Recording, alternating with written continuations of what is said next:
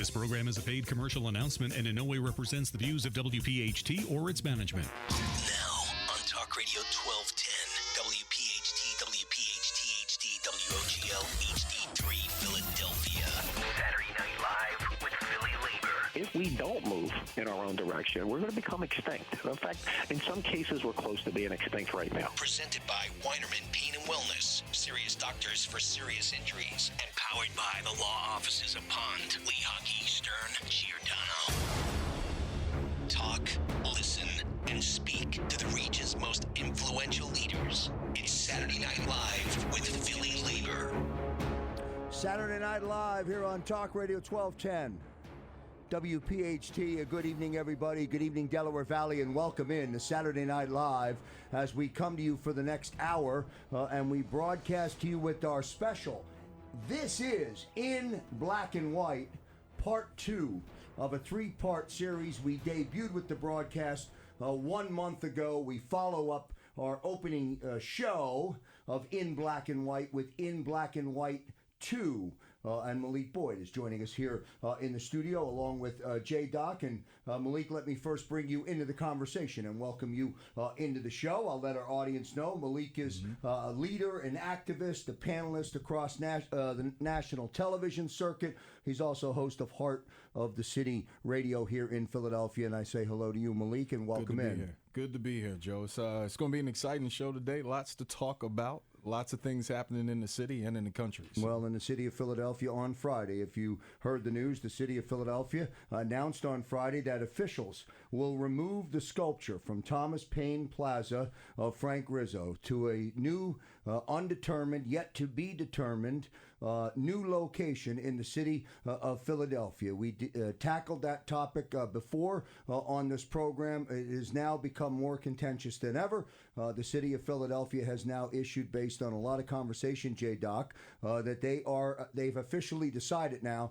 they're going to move the statue. Absolutely, and just so everybody knows, Malik and I actually put this show together In Black and White, the concept based on the issue with statues, certainly the NFL situation, and these are situations that, in my opinion, have really caught us off guard. Not that they've caught us off guard that, it's hard to believe, but what it has done is it's shown a big part, in my opinion, of the racial divide in America and the fact that, things occur and really shake us at our own foundation, and you don't even expect it. And so this show, In Black and White, was planned for 3-4 weeks since the last show. It's great to have us back on board. And coincidentally, the Rizzo statue is back in the news on the front page.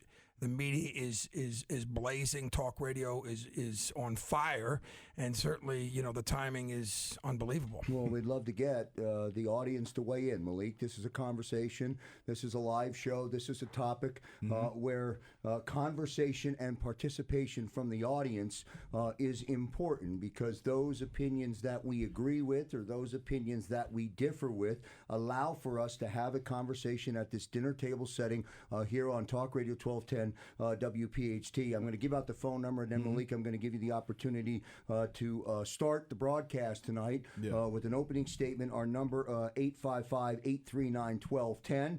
855-839-1210. This is Saturday Night Live, In Black and White, Part 2 of the 3-part series. We welcome all of our listeners into the broadcast. Again, the phone number, we want your opinion, 855-839-1210. Frank Rizzo Jr., J-Doc, will be along at the bottom of the hour. He'll join us at 7:35, and he'll weigh in with his conversation. Before we do that, Malik, I give you the floor, give you the opportunity to begin the process or to begin the dialogue. Yeah, so I think, across the city, we've talked about statues.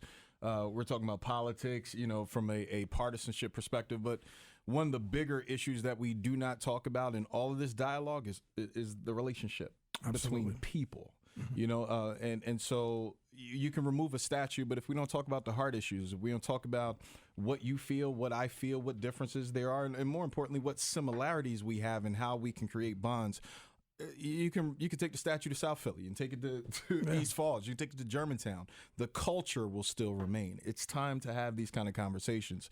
And I'm thankful to the both of you for having this kind of dialogue on this platform because, quite frankly, African Americans, if we talk on black radio, only black people tend to hear it. So it's important for us to have dialogue. Let me ask you this, J-Doc. I know you want to weigh in. Let me ask you this. When you see, or you saw previously, Malik, Black Power sprayed across the front of that statue, you react to that in what way? When somebody sprays Black Power on anything, I think it's stupid, right? So, and here's my reasoning for that. Black Power doesn't spray Black Power on a statue, a wall, or anything like that. Black Power exercises its power politically, economically, through community development. Yeah, I mean, I think that what's important is, like Malik just said, creating a dialogue, creating a platform like this. Certainly, when I talk about imagery, you talk about statues, and let's talk about the media that eats this stuff up, and at the end of the day, in some cases, just throws up a softball, and everybody gets to hit it, and sometimes people get hit and hit hard, and sometimes hit in the wrong way. This may be a bizarre analogy, but imagine those hurricanes, okay, out in Houston, in Puerto Rico, in Florida. There's a black person in the middle of a river, a white person in the middle of the river. There's a black person or a white person who's safe. They're not sitting there going, I guess, is that person a Democrat, a Republican, are they racist or not? No, they're going out there and risking their life to save them. Okay, so I think it's situations like this that often bring the worst out in all people. I don't think the media helps it. I get it. 24-hour news, you got to sell papers, all those things, and makes it difficult. But there are certainly issues and a dialogue that has to be created between black people, white people, Asian, American, Indian, Hispanic people. Look, it's too easy to sell sizzle and not substance. Sure. Right. And so we circulate media. Social media is infamous for this. We create memes based on, the sizzle. It's now time to talk about substance. Okay. So how do we move the city of Philadelphia forward? How do we move the Delaware Valley forward? How do we move, quite frankly, our tri-state? For us, we just witnessed another police chief express racist views right near Trenton. So, I mean, this is very real for African Americans. This is very real also for, our city as a whole, because this is not going to be a segregated city. This truly is a city of brotherly love. How do we start gluing now? Yeah, What's the solution for that? I mean, and listen, these are serious issues of trust across the board, and we touched on a lot of them the last time. One thing I would like to say as we get into the discussion, Chris Woods, who's executive vice president of 1199C, was supposed to be on the broadcast. Unfortunately, he had a death in his family, and obviously we want to send out our thoughts and prayers to Chris and his family. Certainly, our prayers are with him. So that's, so I just want to do that. And so we're going to, before we get into the dialogue, I also want to talk, just want to say that, thoughts and prayers to the family of Jimmy Tyoon, prominent political figure in the city of Philadelphia, who passed away this week, 87 years old. Was a city councilman, a state rep, on the public record, heavily involved in politics across the area, very beloved, and so thoughts and prayers out to his family. Saturday Night Live on Talk Radio 1210 WPHT. Again, the purpose of the dialogue tonight, we're here every Saturday night from 7 to 8 p.m. The purpose of the dialogue, the purpose to bringing Malik Boyd into the room, into the studio, for his thoughts, for his expertise, for what he brings to the conversation. The purpose for In Black and White, Part 2 of 3. The purpose for J-Doc to be directly in a counterpoint or agreement with Malik as we roll on is we want audience participation. We want to know what your thoughts are. 855-839-1210. 855-839-1210. We'll open the board and we'll bring people into the dialogue. Again, Frank Rizzo Jr. will be along at 7:35. Malik, is the conversation about the statue and the number of submissions to the city, and those submissions were pro moving the statue, right. And con against moving the statue. What do you make of it all? So, there was a opportunity for the administration to blanket this under a renovation project, which is really what it's being claimed. We're moving the statue because we're going to make this a more user-friendly plaza. I think that was probably the best political spin that could have been utilized. We're going to put a hockey rink conveniently right hockey rink, right?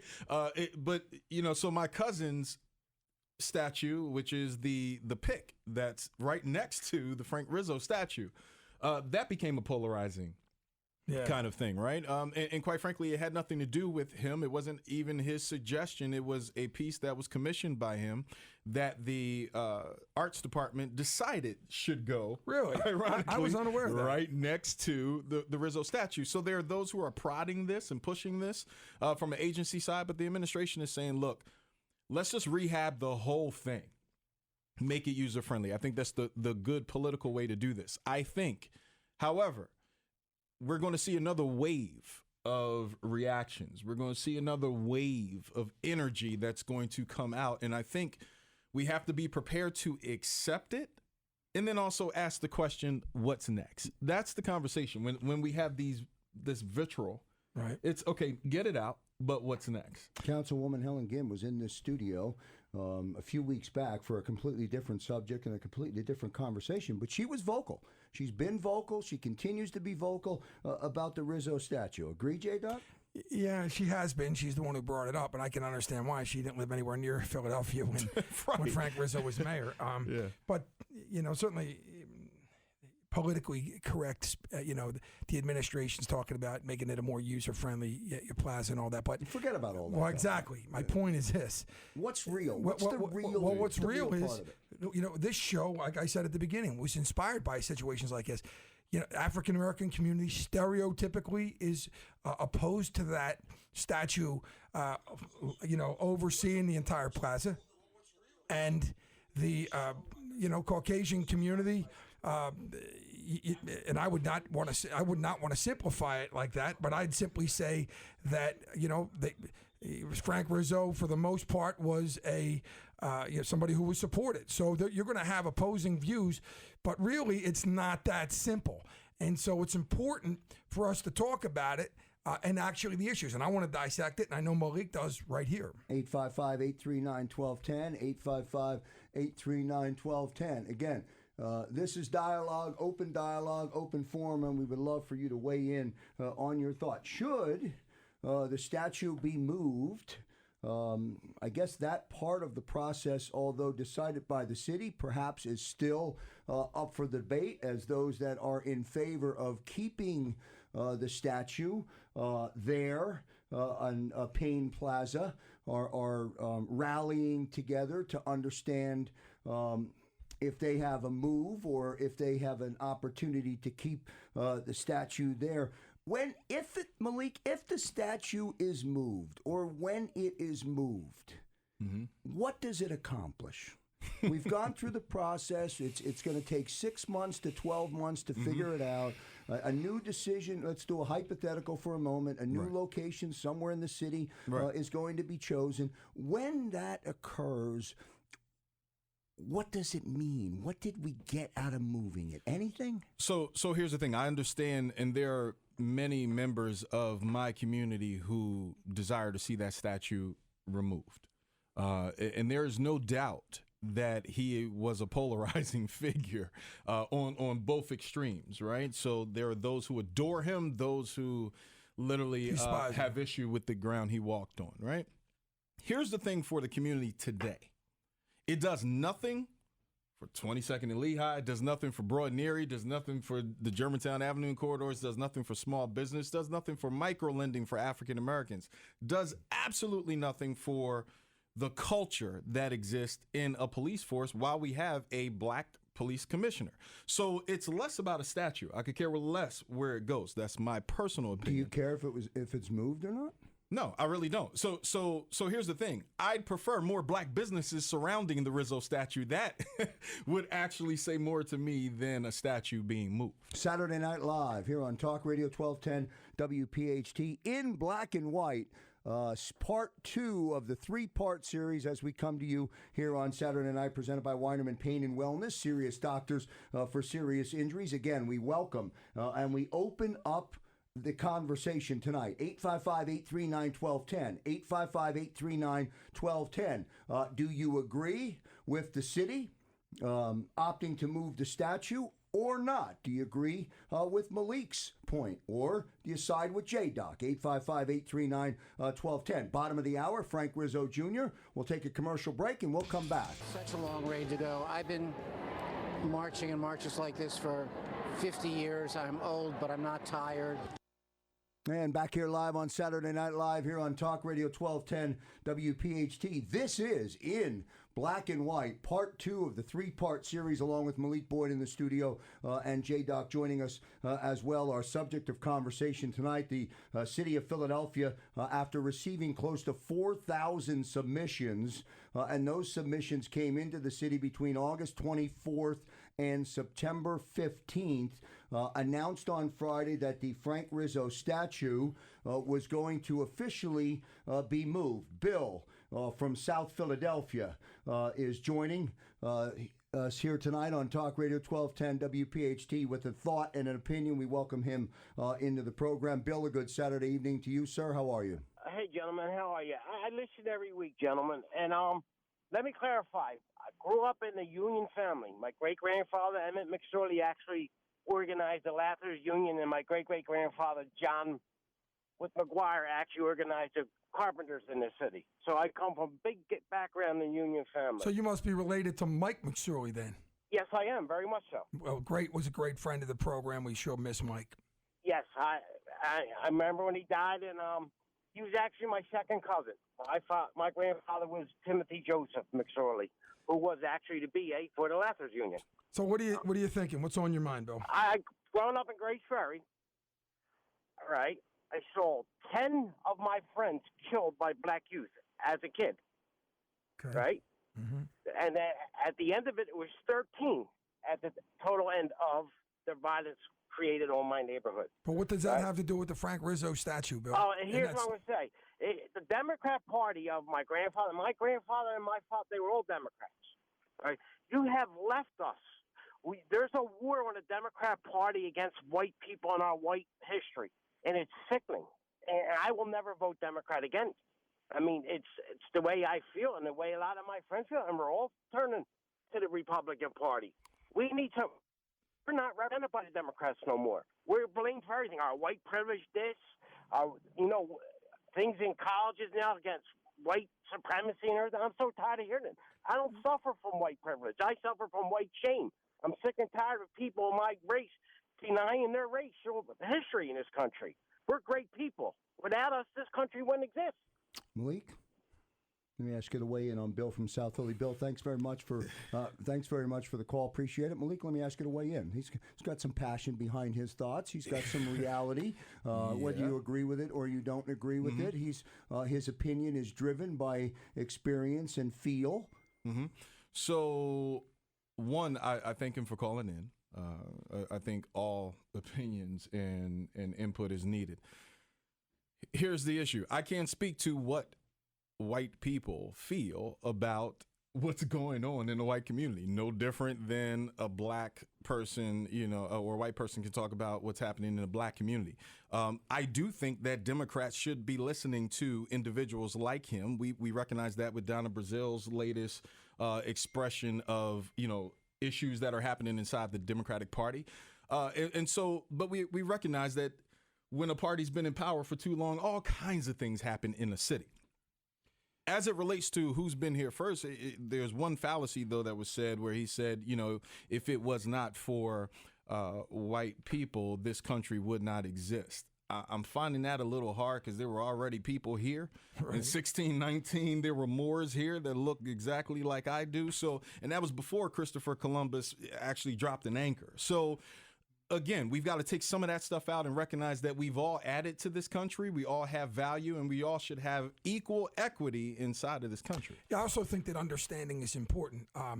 And not only, Bill's point of view, but also Bill understanding there's two sides to every story. And, what is the purpose of in black and white? Well, when we decided to do this program, when we sat and started to have dialogue about in black and white, it wasn't to accept the fact that people have different opinion. It was to force change. Well, are we getting to that point? Well, Bill said that 10 of what did he say? 10 of his friends were killed by black youth. Okay, and that I'm really sorry to hear that.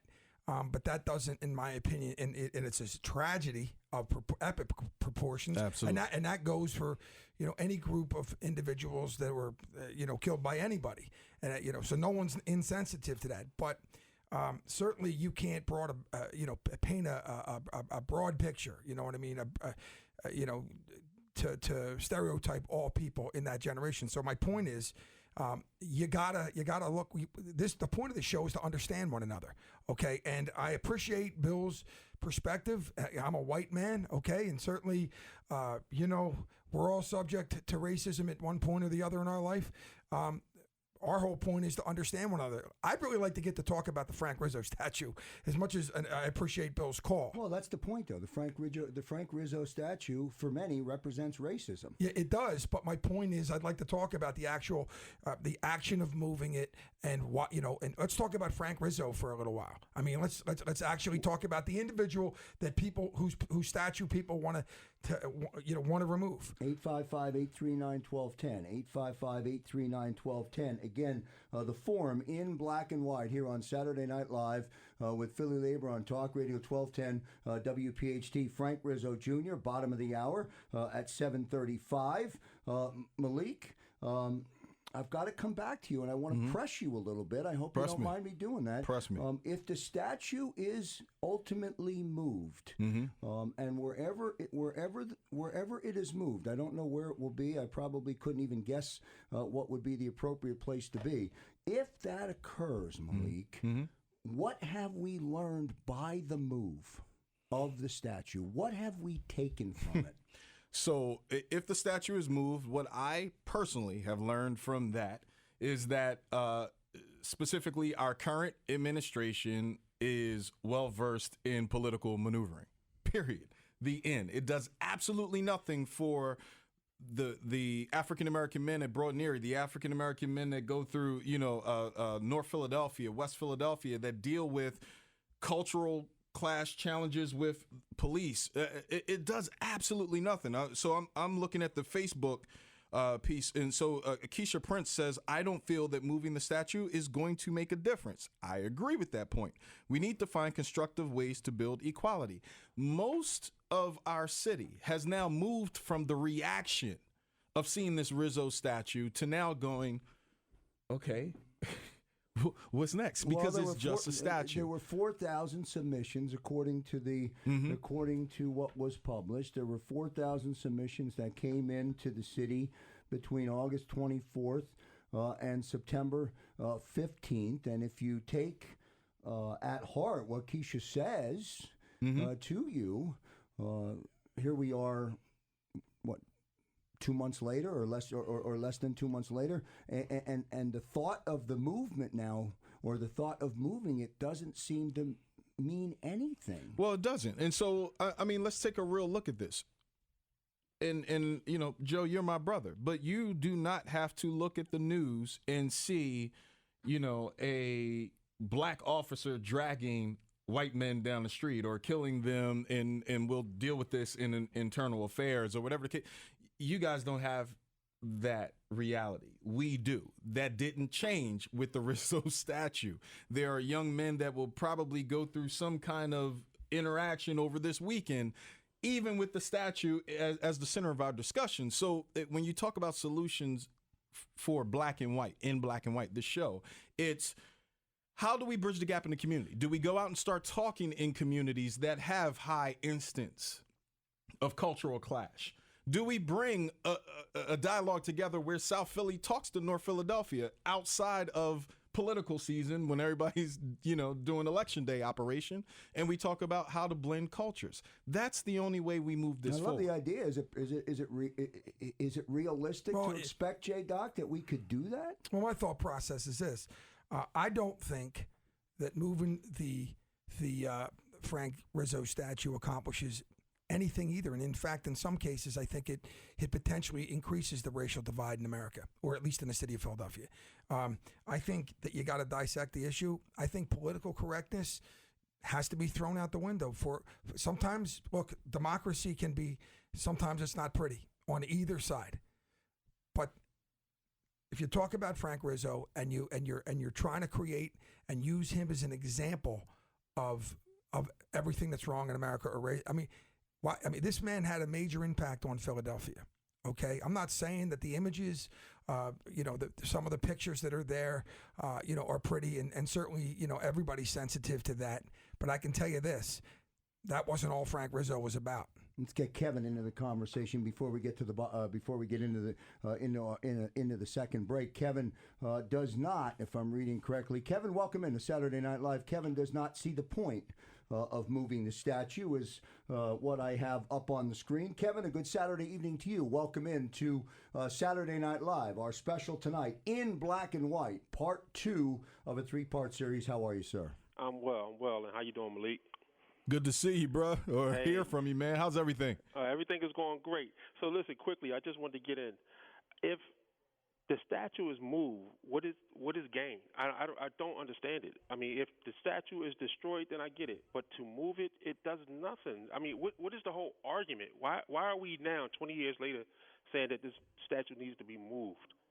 I don't disagree with that at all. What will be gained? Well, that's what I'm lost on. I'm lost on the whole argument. He's a hero to some, he's a villain to others. I get that. I'm second-generation Philadelphia police officer. My mom was heavy in politics. I'm very familiar with Rizzo. But today, 2017, what's the issue? And as someone just said, the moving of it will increase the racial divide. I get that. But again, if the city is saying we're doing this to placate and appease, I'm not for that. You don't have to do that for me. But if we're going to make a statement and saying, okay, this man represents this thing to a certain segment of people, which is hurtful, then it has to go. But if we're doing it just to, let's quiet them down and move it over here, it's disrespectful to me. So leave it where it is, and let's talk about how do we increase the public school system, how do we get more blacks into business and be part of that city for real. Malik, let me give you 30 seconds to weigh in. Kevin, thank you. We're up against the break, but let me give you 30 to weigh in. Thanks, Kevin. Kevin, you sound like my twin. You just made the exact comment that I made earlier. It does absolutely nothing for black business. I'd rather see more black businesses inside of the Center City Proprietors Association. That, to me, is a bigger difference than just moving the Rizzo statue. In the end, we've got to get rid of the symbolism and start getting to substance conversations for all communities. 855-839-1210, 855-839-1210. We're open dialogue tonight. This is In Black and White, part 2 of a 3-part series here on Talk Radio 1210 WPHT. We'll take a break. More of our calls. Frank Rizzo Jr. on the other side of the break here on Talk Radio 1210 WPHT. And back here live on Saturday Night Live here on Talk Radio 1210 WPHT. This is a special In Black and White, part 2 of a 3-part series, along with Malik Boyd in studio and J-Doc in studio. Phones are open, 855-839-1210. 855-839-1210. We're trying to drill down and find the truth and find the answer over the city's announcement on Friday that the Rizzo statue was going to be moved. Top of the hour, coming up from 8 to 11 tonight. Dan Loney will take you into the night. So stay with us when we go past the top of the hour here on Talk Radio 1210 WPHT. We have Frank Rizzo Jr. on the line. Frank, are you there? Frank? Do we have Frank on the line? Did we lose him? Just give him a second here. Hang on for a moment. This is live radio. That's okay. J-Doc, relax. Just give him a minute. Take a deep breath. Back off the microphone for a second. We'll bring him up. There he is. Hi, There Frank. I am. How you doing, sir? guys? Hey, Frank, how are you? I'm doing good. So obviously, the city's buzzing right now. The front pages are on fire, and obviously, the announcement was made by the county administration yesterday that they're going to be moving the Frank Rizzo statue in front of the Municipal Services Building. First of all, tell us what's on your mind, and how the last day's been. Well, let me tell you, that announcement surprised a lot of people because that wasn't the rules of the game.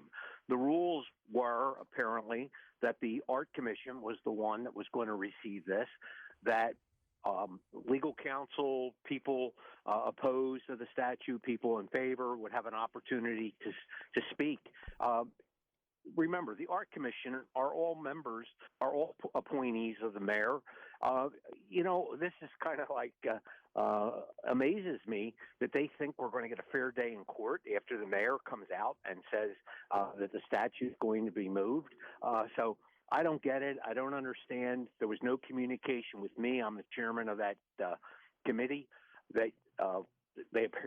Somebody I read in the news where they said, well, that was just an oversight. That was a poor job in communications.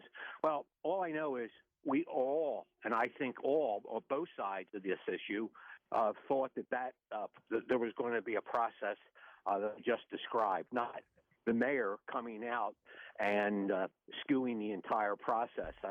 Who's going to oppose the mayor? The mayor never liked my father. My father never liked him. It goes back to the days where he worked for a senator. He used to call my father's radio station and harass him every day to the point. So this is just payback time. He's in a position to do a payback, and he's doing it. But hey, guys, I never realized. I was absolutely surprised. My mom's 101 years old. She calls me on the phone. She says one of her friends just called and said that the mayor just said they're moving the statue. And I said to her, Mom, they can't come out with that statement because of the fact that we have an arts commission, people that are supposed to hear the case. I mean, where's the proof that my father was a racist? He was a tough cop. He was the commissioner that integrated the Philadelphia Police Department when he was deputy commissioner, before he was commissioner, and he wasn't allowed. Black officers worked with black officers, whites with white. The minute he became the police commissioner, he integrated the police department. Blacks worked with whites, whites worked with blacks. So all I know is growing up, I remember a lot of black people around him, the guys that kept him alive, Tony Fullwood, Jimmy Turner, all black African-American police officers that were the people that led his security detail. I mean, come on now. This is such a political move here. Tell me what Frank Rizzo did to warrant this action. What do you think Frank? What do you think the reasoning is that the mayor made that call without really following the protocol of going to the Arts Museum, the Arts Commission? I think he was getting the heat from Black Lives Matter and some other groups. All these organizations mean well, and I just don't think the mayor has the stomach to take the heat. I just don't think that he can do that. And I think apparently the last couple of weeks he was getting some pressure, and I think he released that statement. Even people in the government called me and said, we didn't see this coming from any direction. Why he would do that on a Friday? Friday's the chicken way to do a press release. You do it on Friday afternoon, and everybody's heading to the Poconos or wherever they're going. It's not a big news day, and you avoid the press asking you questions. So I don't know. I always had a okay relationship with Jim Kenney, but I think he should have been a little bit more courteous to the widow of a former mayor, especially a 101-year-old, and a son that spent 16 years in city council, many years, most of those years serving with him. Well, first, Councilman, welcome to the show. It's always an honor to have you on the show. Thank you. Here's the truth. I will never ever have a conversation with you that will be disrespectful to you or your father.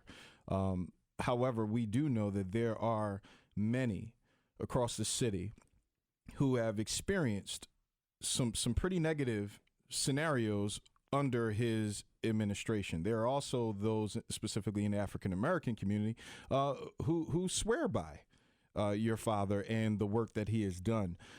What we do see very clearly, though, when we talk about the younger generation, which is a major part of the Black Lives Matters movement, when you see images of African Americans naked up against a wall, when you see and hear stories of the level of aggression that has occurred in one community and not in another under his reign, it just lends to validity of experiences as unique as they are.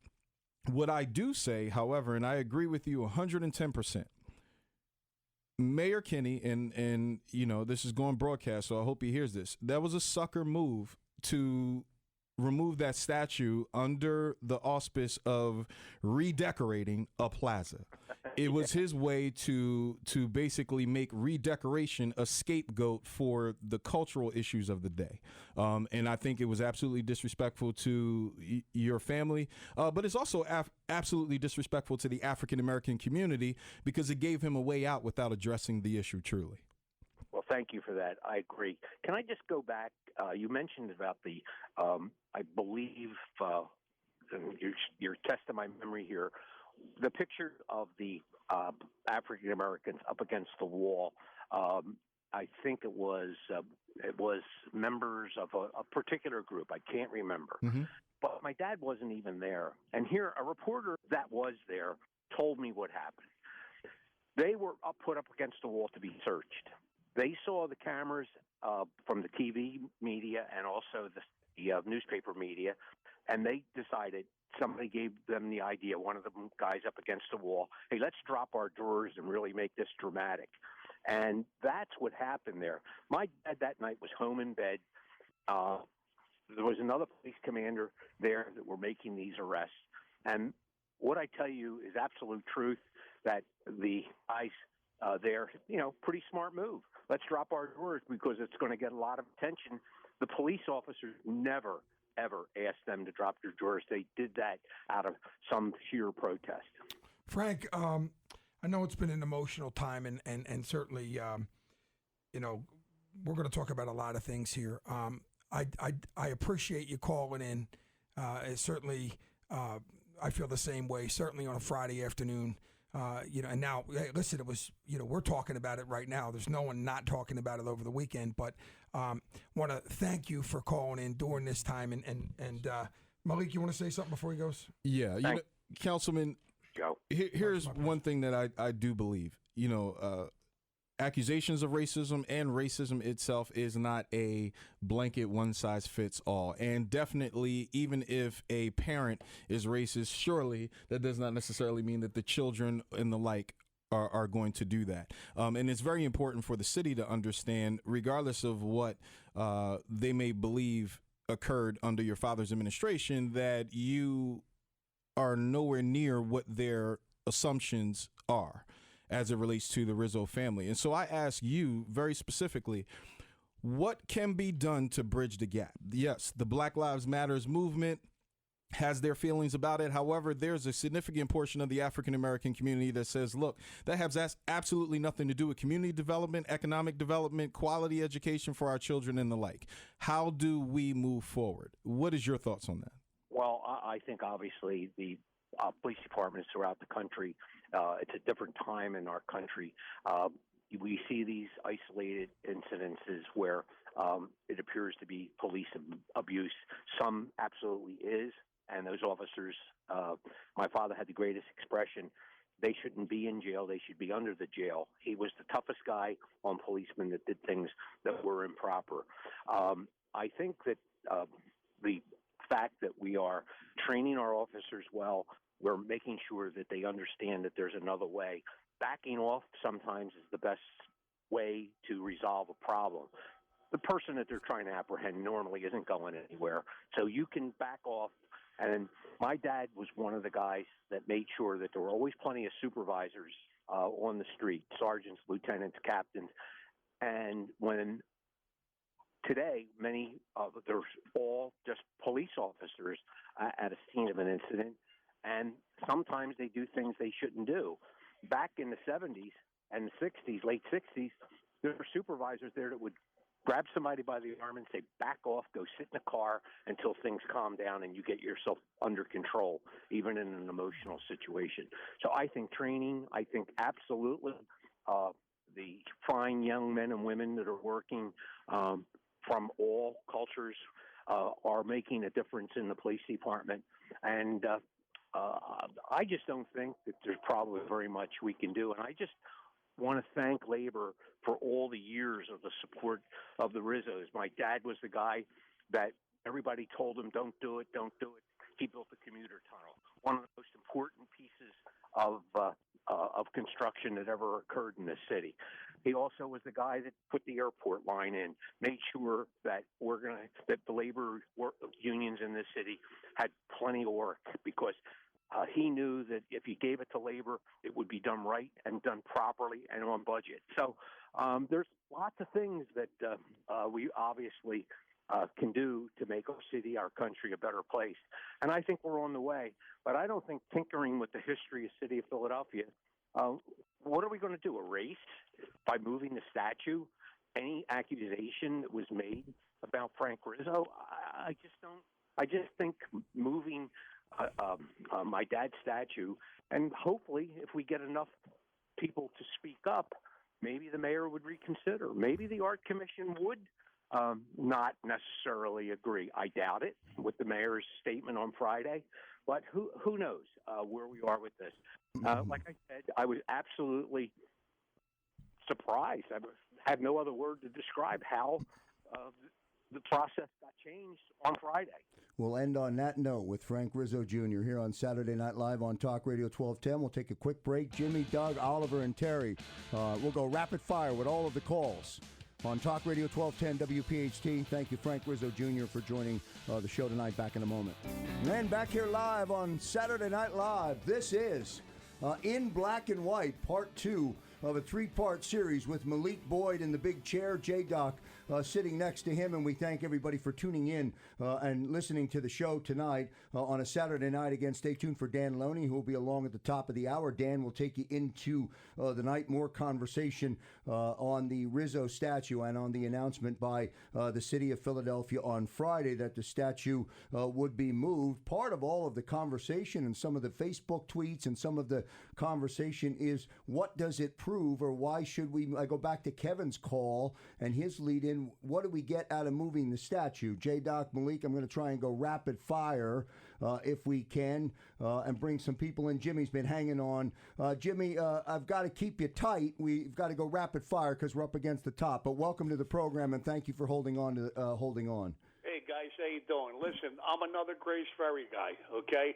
I know Mr. McSorley, who called earlier. I was down there for all that. Having said that, Frank Rizzo was a very, very, very compassionate man. He was dedicated to protecting people, and in his time and what he did, he was protecting people.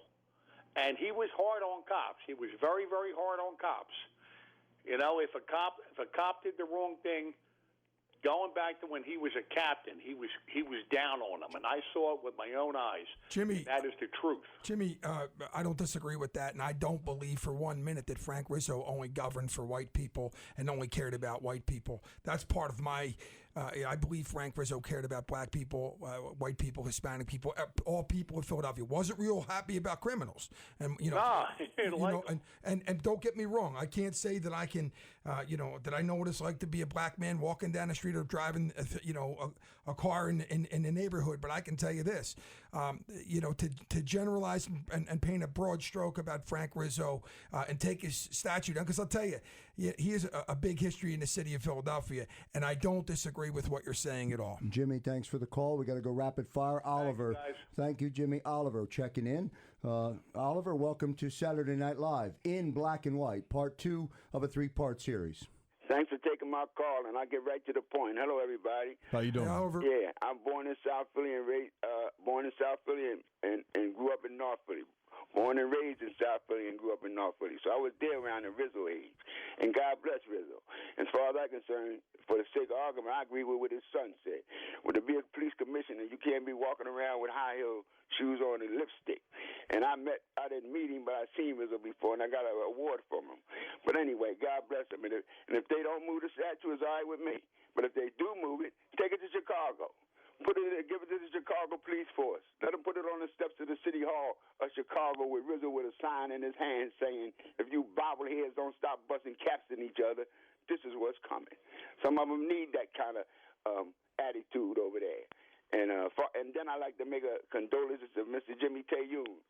He just passed away. Absolutely. Yeah, he was my pal, too. God bless Mr. Jimmy Tayoun. I'm Oliver Adams, the Afro-American. And Jimmy Tayoun and a few other the fellas down here in South Philly, Italians, helped me to try to promote that concept for my people in this country. Afro-Americans, not African-Americans. We got to get it right. All right, Oliver, thanks for calling. Again, Malik. Thank you. So here's the thing. 30 seconds. I'm not going to talk about a period of time that I actually did not live. So he had his own unique experience. There are many others African American that had a total opposite experience. At the end of the day, if there are numerous individuals that physically see that statue and are affected by the experiences that they had with that man, then we should have that conversation about it being removed. Doug checking in on Saturday Night Live here on Talk Radio 1210 WPHT. Doug, we're rapid fire, so I appreciate you holding on, and I hope you don't mind. I can only give you a little bit of time on the program, but I appreciate it. Right. Hey guys, my name is Doug Sattel. I'm calling from solitary confinement at Trenton Hospital. I worked with a judge that told me before I could prove he took a bribe, he would jail me first. I put that recording on. Okay, Doug, thank you so much for that. Right. Hold on, we can't go. That's for another show, Doug. Well, hang on, no, we can't end the show on that, but we certainly could bring Terry into the conversation. Ooh. Terry, rapid fire tonight at the end of the broadcast. Welcome into Saturday Night Live on Talk Radio 1210 WPHT. I just want to say one thing. Any police officer that works in Philadelphia works both sides of the street, okay? And Rizzo worked with Angelo Bruno, and they kept the city safe. What was the murder rate under Rizzo? Today, it's out of control, and it has nothing to do with Frank Rizzo, okay? He was a man. He took care of things. Well, he got things done, all right? Terry, I appreciate the call.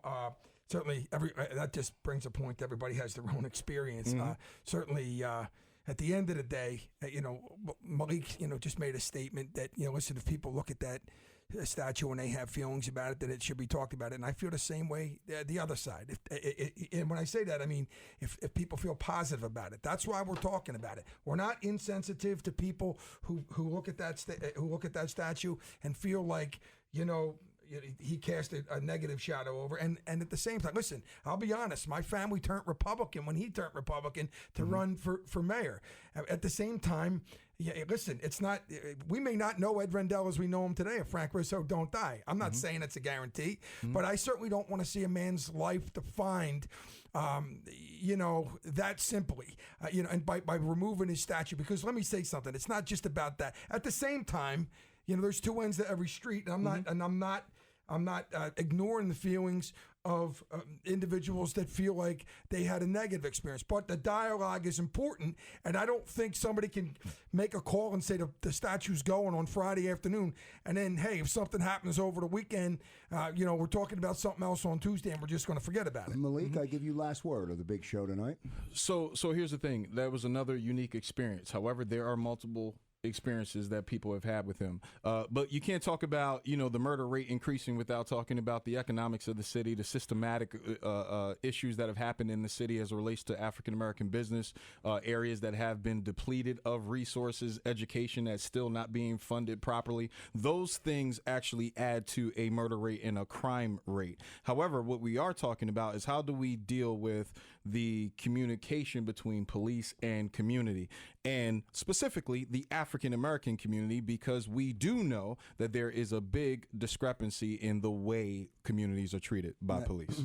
Saturday Night Live here on Talk Radio 1210 WPHT. Thanks to everybody for tuning in. and listening and being a part and participating in Black and White, part 2 of a 3-part series, along with J-Doc in the studio, and of course Malik joining us and delivering a great performance tonight in front of the microphone with a real passionate contribution to the program. Well done, Malik. Thank you so much. Thanks for having me. And also special thanks to Frank Rizzo Jr. For calling in J-Doc at the bottom of the hour. Dan Loney is next. He'll take you into the night. 855-839-1210. Dan's waiting on your calls. That's going to do it for our special broadcast tonight here on Talk Radio 1210 WPHT, presented by Weinerman Pain and Wellness, Serious Doctors for Serious Injuries, powered by Pond Lahaki, and fueled by the Sonesta Hotel, where our next labor leader roundtable is November 30th. Good night, everybody. I seen that open space. I hope you're saving that for medical marijuana, because I'm a big fan. I'm a big fan of that, and I just want to let you know, we're talking big numbers. We're talking, as you know, they're talking trillions, but we're talking mucho billions around here of unionized pension money. I haven't heard in 6 weeks one conversation about Russia yet. That's the reality. They come to me about jobs. They come to me a little bit about Obamacare, but they don't come to me about Russia. And with Philadelphia jumping out of the seams as a hospitality town, we need our transportation to be clean, efficient, safe, and on time. This program is a paid commercial announcement and in no way represents the views of WPHT or its management.